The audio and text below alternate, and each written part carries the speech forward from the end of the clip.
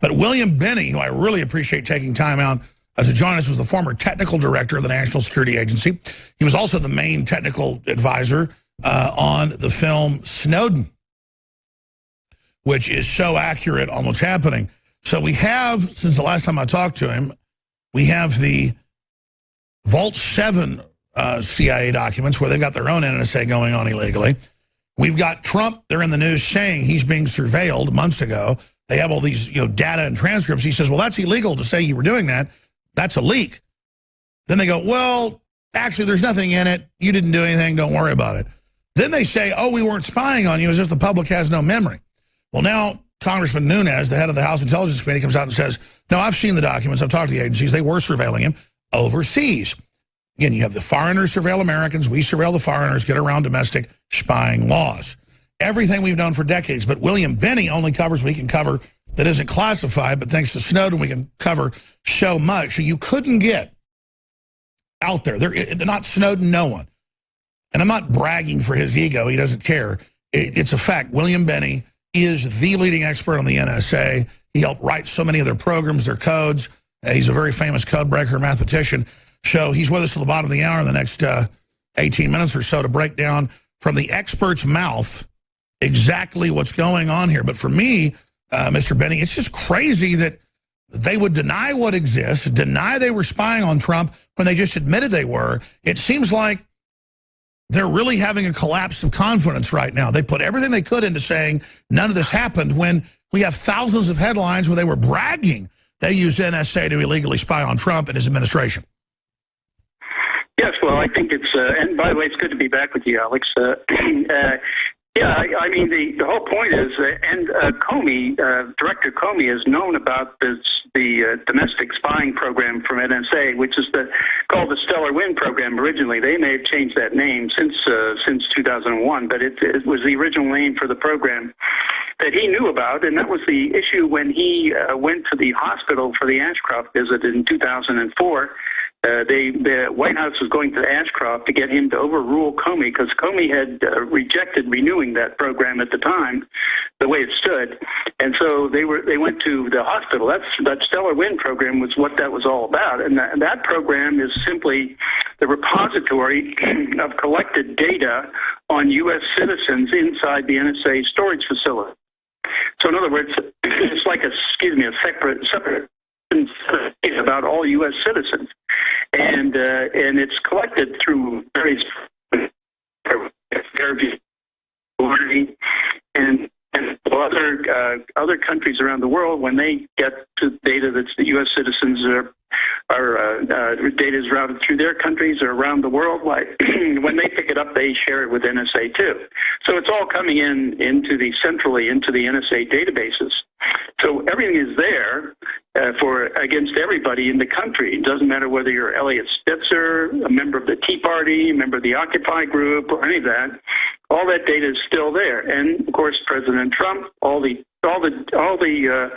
judges on the Supreme Court, all the members of the Joint Chiefs of Staff, all the members of Congress, all of it. It's all there, and it's only now a matter of targeting it. It's going into that database to pull only that data out, which is what I maintain has been going on.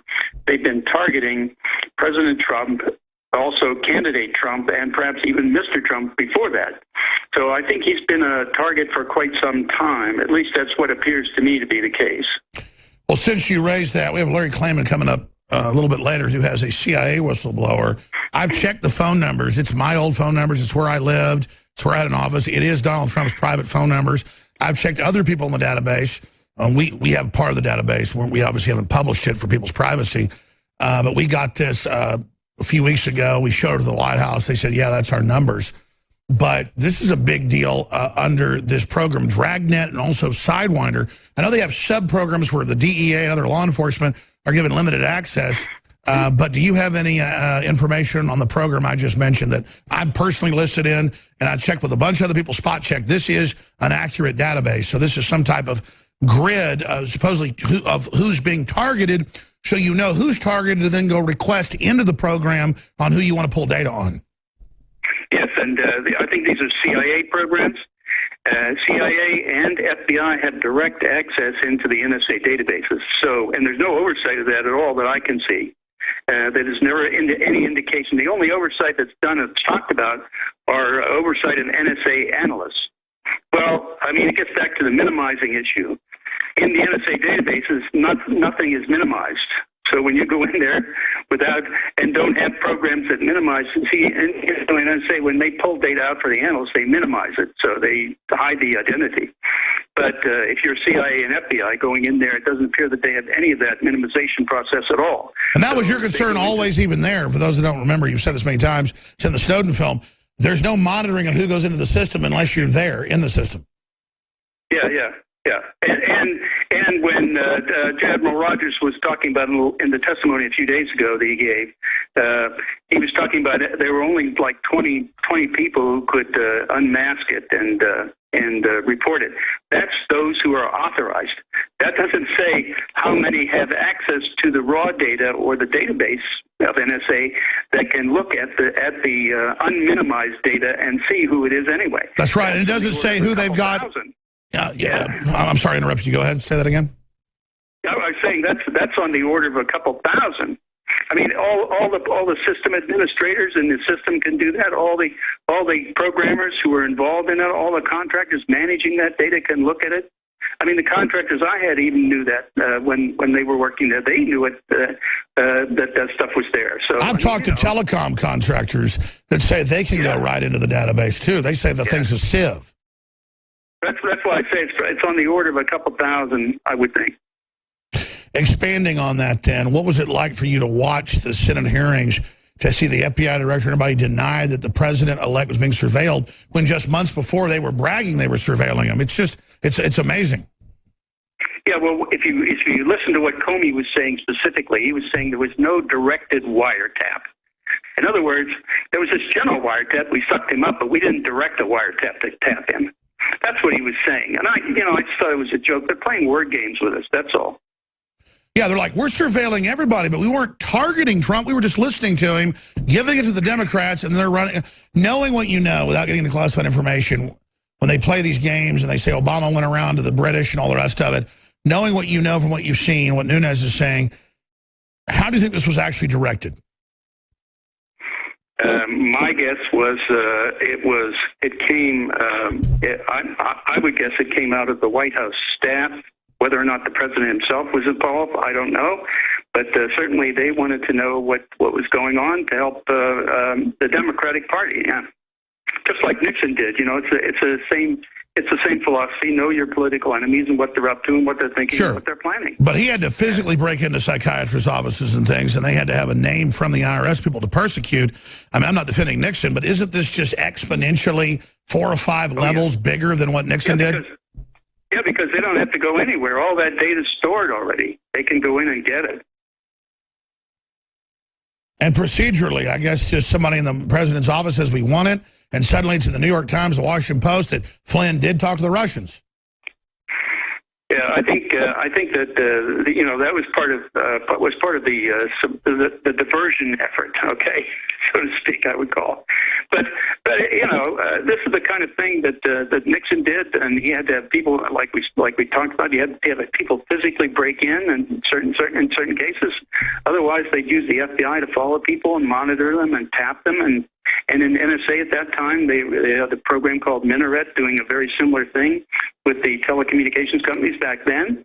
And in FBI, they had the program Chaos, and FBI was COINTELPRO and CIA was Chaos. Those programs are doing basically the same thing they're doing now, and they each have their different names, but they're all basically doing the very similar things, except it's now exponentially larger what they're doing. And before, Nixon could only have them monitor maybe a few thousand people. Now it's 280 to 300 million. And whereas previously I've been critical of Trump only in a few issues, and one of them is being pro-surveillance, because he's thinking, hey, I'm a good guy, it's against ISIS or whatever, or, the Chinese communists. But no, he's now learning it was used against him. He's really upset. I think this is a good, in a way, a good thing that he's getting educated and informed about what's really going on. Yeah, and he also has to know that all this bulk acquisition of data, just varies his analysts and NSA, CIA, and all over. They just can't get through all this data, so they can't really detect things like threats of terrorist attacks until they happen. And then once they happen, they find out who did it, then they have all the data they want on Well, that's an encouraging thing. They say Homeland Security is going into all these federal offices and saying, stop being politically correct, stop ignoring it when somebody's an Islamist and says they want to kill people, tell us. I mean, the best thing is HUMET, and the best thing is, actually going in, for groups that are known mathematically.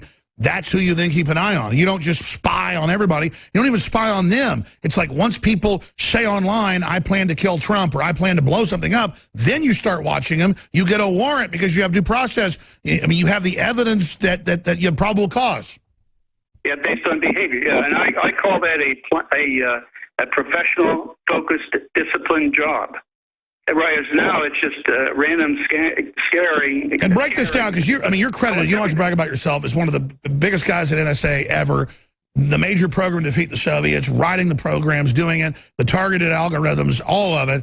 And your first, being upset was just complaining in the 2000s that they weren't actually being effective. Then you learned more, that other agencies were jacking into what you were doing, keeping you blind to it. Here you are running the NSA. You're being surveilled when you're in it, which you should be. They're not being watched. So how important that is that's going on.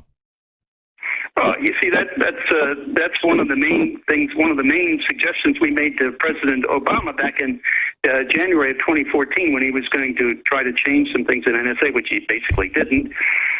We said, here's some things you have to do, and one of the things is be able to monitor what the entire intelligence community is doing and verify what they're doing. Right now, they had no verification process, and who watches the watchers? Yeah, exactly, and the whole idea was to get professionally, technically competent people who could go into any agency anywhere at any time with all the clearances and everything. They could do that. That's not impossible to do, and have them look and see what programs they have, what databases they have, what's in the databases, and all that, and verify that what they're telling everybody in Congress is really true. Right now, they lie all the time. Please continue, because I've been asking a lot of points here, Mr. Binney. What are other key points folks should know? Well, you see, the problem I've always had is once you accumulate this data, people are people, okay? You can't really change the nature of humanity. I mean, if you give them power over other people, eventually they use it. And that's what's been going on here. They've been using it internally in the United States for criminal prosecutions of people, for acquisition of evidence against people to go arrest them. And, of course, it's not, we talked about this before, it's not admissible in a court of law, so they have to do a parallel construction, which means construct data that would verify or validate their probable cause to arrest them in the first place, and substitute that data for the NSA data in a court of law, which is a perjury, And so, it's just destroying the entire fabric of our constitutional republic. And just as you warned Congress 15 years ago, it's being used for political purposes, not even to protect the country. You've been SWAT team. They've gone after Drake. But how sad, it's got to be satisfying, though, now to see everything you privately warned Congress about, not just in the public, but the Senate being spied on by the CIA, the president being spied on, all the illegality coming out, totally vindicating everything you said, but you did it legally, not bashing Snowden. You're a hero. I think Snowden's a hero as well, but I get it. He broke laws to expose greater crimes, so you say, hey, prosecute the big crimes, then go after him. Snowden says he's ready to stand for what he did, but, what is it like to see this now all out in the open? You're totally vindicated. Well, it's a shame that I really feel, I've always felt bad that, the people in Congress, I couldn't get them to do something about it, even though they knew it was wrong. They all knew it was. That's why they're keeping it all secret. That's why they've tried to keep it secret all along. And so, and no one has really stood up to do anything down there. And that's really kind of depressing to me that our government, who takes oath of office, their oath of office to protect and defend the Constitution, and the president to preserve and protect and defend the Constitution. So, it's just really depressing that we call ourselves a democracy, a democratic republic, or a constitutional republic. But, when it comes down to it, we're not really following the founding principles of our nation. And basically, when people are doing what they're doing with these things, I fundamentally look at that as treason against the founding principles of this country. Absolutely. And now we have a spy race by corporations and governments and you know, quantum computing and all this craziness they're coming out with. We've opened Pandora's box, and it's biting the politicians in the butt, and the corporate leaders even worse than the general public. And they're the ones that thought they knew better than the founding fathers that founded the country. There's real arrogance here, and that's what concerns me. Yeah, that's right. The elitists are in charge, and they're not. They think they know better when, in fact, the fundamental principles of human rights and have been embodied in our Constitution from the very beginning. They're so fundamental that you know, and there's a way to change them. If you want to change them, put an amendment in, take it through the process. But they really are universal. I mean, how do you assault universal truth and then expect to not have hell? Right, but again, that's the elitist view. Once you get to that point, you know better than anything or anybody else, and so you know that. Yeah, but you ran the NSA. You developed most of its systems. You got more diligent as it went. Not on a power trip. You could spy on anybody you wanted. But we've now learned the other agencies, they didn't do the same thing. So, is it a cultural thing? Is it a vetting process? I mean, why? Why does it seem we're just degenerating? But to be positive, the truth's starting to come out. So are you an optimist, or where are you right now? William Binney, exposefacts.org. Well, I am actually thinking positively since this is happening to the president. I mean, now he gets a focus on him, so he begins to realize what's been going on. I don't think they've really been telling him the truth anyway. They have never really told either the president or the Congress the real truth anyhow. So, you know, I think positively that this is an opportunity to actually do something and do the right things and get back on board with our constitutional form of government. And I'm still really pretty hopeful that that's the case. I totally agree with you. That's government, though. What do we do about the corporations? I mean, as you said, Google, all of them, they're worse than the NSA. Well, you see, that's they don't have the right. They shouldn't have the right to have that data either. So what we need to do is first fix our government, then pass the laws that force them to change their procedures. The companies, anyway. I've also been lobbying in Europe that they should start suing these companies because they've been violating the constitutional rights of people in Europe. And you've testified in Europe, and Europe is actually on that front. The lawsuits are starting by government. Yeah, that's what I've been doing. I've been doing that for a couple of years now. So, we've talked to members of the EU, including the vice president of the EU, and they're starting to try to formulate laws that will force directed, targeted approach. In other words, force them into a disciplined professional. Sure, when somebody shows the algorithm, the background, the statements they're going to kill people, yep. You know, then you're targeted when you're saying, I'm going to, go kill people. Obviously, you violated people's rights by declaring you're going to declare war, so now you get spied on. That's the Constitution. That's common sense. We've got 3 minutes left. I just don't want to gush here, Mr. Binney, but you really are amazing. It's one of the high points of my life. You coming down to Austin and going out to dinner with us and telling us stuff because you got such moral courage, not just mathematical courage, and all the things you've done for America. They're now saying with no evidence that I'm being criminally investigated as a Russian spy because I supported Trump. They're now saying that Breitbart is. They've accused on the Senate floor. Senator McCain has accused Rand Paul of, quote, being a Russian agent. What do you make of that? I mean, it's just crazy. Well, I think the fear is that the people who have, I think a lot of the established politicians on all sides are afraid of what President Trump's going to do because he starts doing the right thing. He's going to break up their happiness management program in Washington, which is where they control everything. They have the money and the power, and they execute that.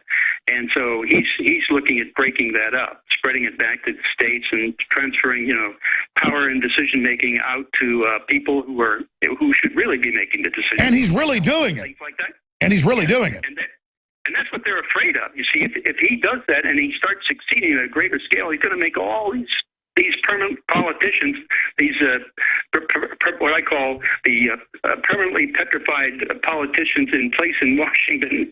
He's going to scare them and make them look really bad, and they're going to look like crap. So that we should start looking around for fresh people coming in and replacing them. And that's what they're afraid of, really. Wow.